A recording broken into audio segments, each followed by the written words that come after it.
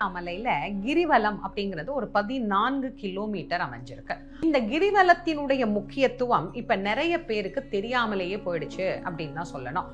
கிரிவலம் அப்படிங்கிறத நாம ஏன் செய்யணும்? கிரிவலத்துல இறைவனை மலையாக இயற்கையின் வடிவமாக நாம பார்க்கிற போது, அப்ப இயற்கையாக இறைவனிடத்திலே இருந்து வரக்கூடிய அருள் சக்தியை நாம பெறுவதற்கு தான் முழுமையாக அந்த மலையை நாம சுத்தி வரணும் அப்படின்னு சொல்றாங்க.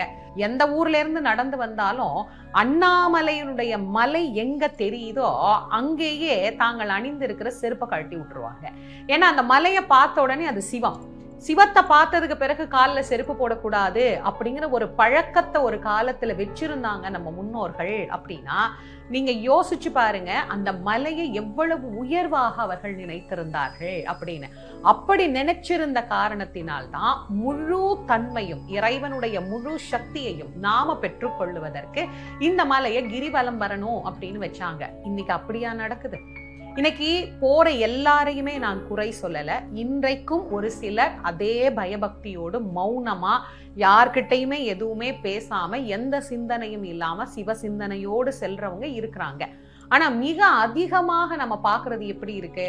காதுல எதையாவது மாட்டிக்கிறது, எதையாவது பார்த்துக்கிட்டே வர்றது, கண்டதையும் பேச வேண்டியது, ஒரு 5-6 பேரா சேர்ந்துக்க வேண்டியது, எங்கெங்க என்னென்ன விற்கிதோ எல்லாத்தையும் வாங்கி சாப்பிட வேண்டியது, அங்கங்க கொடுக்குற சாப்பாட்டுக்கு அங்கங்க உட்கார்ந்துட வேண்டியது. அதுக்கப்புறம் அப்படியே சுத்தி வந்தோம்னா ஒரு பாதி தூரம் அடியண்ணாமலையார் அப்படி தாண்டின உடனே காலை மசாஜ் பண்றதுக்கு எல்லாம் இடம் வச்சிருக்கிறாங்க, அங்கெல்லாம் போய் உட்கார்ந்து நல்லா மசாஜ் பண்ண வேண்டியது.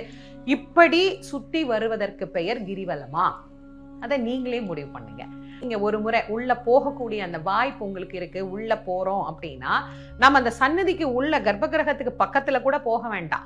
நம்ம போய் எல்லாரும் பார்க்குற இடம் இருக்குது இல்ல, அந்த இடத்துக்கிட்ட நீங்க வந்தாலே உள்ள இருந்து ஒரு அக்னியினுடைய அலை நம்ம மேல இன்னைக்கும் வீசும். எல்லா ஆலயத்தினுடைய கருவறைக்குள்ள இருந்தும் அப்படி ஒரு அக்னி வராது.